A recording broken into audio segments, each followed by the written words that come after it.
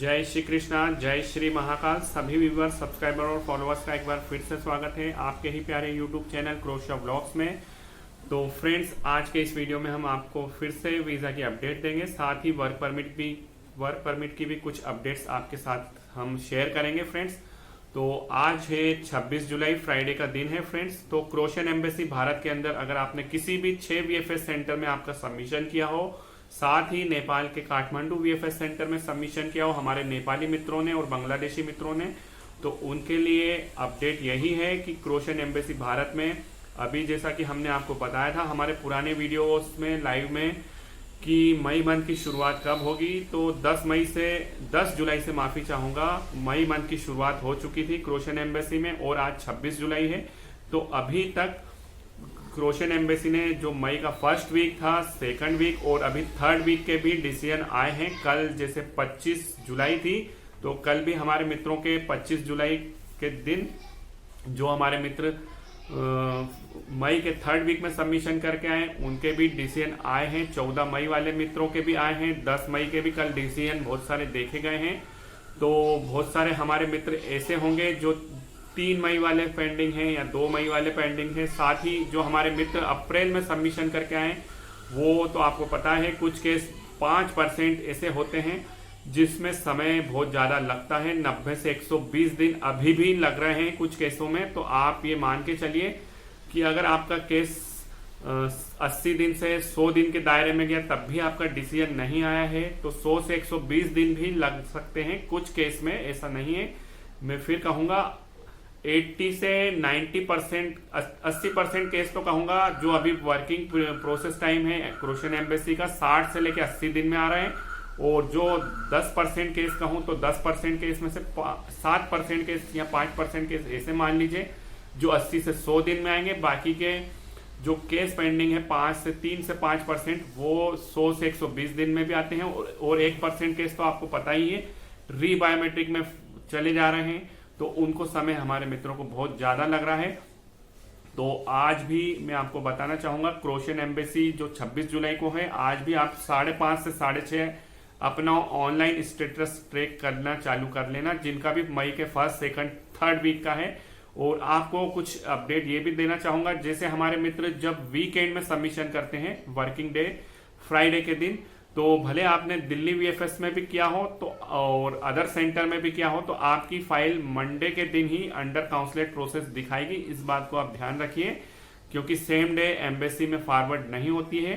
तो next working day होता है मंडे, और अगर मंडे को भी अगर हॉलीडे आ गया तो ट्यूसडे के दिन आपकी फाइल अंडर प्रोसेस काउंसलेट दिखाएगी। तो इस बात को आप थोड़ा सा ध्यान रखिए। जैसे हमारे मित्र जो सबमिशन करके आए थे फ्राइडे को, तो उनके लिए जरूरी सूचना है, महत्वपूर्ण सूचना है, इस बात को आप ध्यान रखिएगा, उसमें समय लगता है। तो अभी अगर मैं कहूँ वीजा रेशो की, तो हॉस्पिटलिटी सेक्टर में वीजा रेशो अभी 70% चल रहा है। कुछ रिजेक्शन भी देखने को मिले थे। साथ ही आपको मैं बताना चाहूँगा, बहुत सारे हमारे मित्र हैं जिनका डायरेक्ट एम्प्लॉयर के भी थ्रू हुआ है प्रोसेस, तो देखा ये गया है कि एम्प्लॉयर्स, आपको बताना चाहूँगा अभी क्रोशिया में समर हॉलीडे चल रहा है, कुछ एम्प्लॉयर समर वेकेशन पे जा चुके हैं। तो इसका इफेक्ट आपके वीज़ा लगने के बाद भी कुछ आपको, अगर एजेंट कह रहा है कि आपको रुकना पड़ेगा 10-15 दिन, और जैसे मान लीजिए आपका वीज़ा के 35 डेज के बाद आपकी फ्लाइट है, तो आपको रुकना चाहिए, क्योंकि वहाँ पर वाकई में बहुत सारी कंपनी के जो एम्प्लॉयर्स हैं वो समर वेकेशन पे जा चुके हैं, 10 से 15 दिन के लिए जा चुके हैं। तो इसका इफेक्ट आपकी वीज़ा लगने के बाद फ्लाइट पे भी पड़ रहा है। साथ ही अब हम आएंगे हमारे परमिट्स की जानकारी के लिए। तो बहुत सारे मित्रों के कॉल ये भी आ रहे हैं कि उनके एजेंट्स या एसोसिएट्स ने ये कहा है कि आपके वर्क परमिट का पेमेंट हो चुका है, बाकी एम्प्लॉयर अभी छुट्टी पे जा चुके हैं। तो ये बात बिल्कुल सच है। बहुत सारी ऐसा नहीं है कि हर कंपनी के बॉस सेम, यानी मान लीजिए 1 से लेकर 15 जुलाई के बीच में छुट्टी पे गए हों या 15 से लेकर 30 जुलाई, हर कंपनी के एम्प्लॉयर का अलग अलग उनका टाइम शेड्यूल है। तो आप इस बात को बिल्कुल सही है कि आपके एम्प्लॉयर छुट्टी पे होंगे। अगर आपके एसोसिएट्स ने आपको ऐसा कहा है कि आपकी फ्लाइट, आपका वीज़ा आ चुका है, हम 10 से 15 दिन बाद में करेंगे, तो ये बात सही है।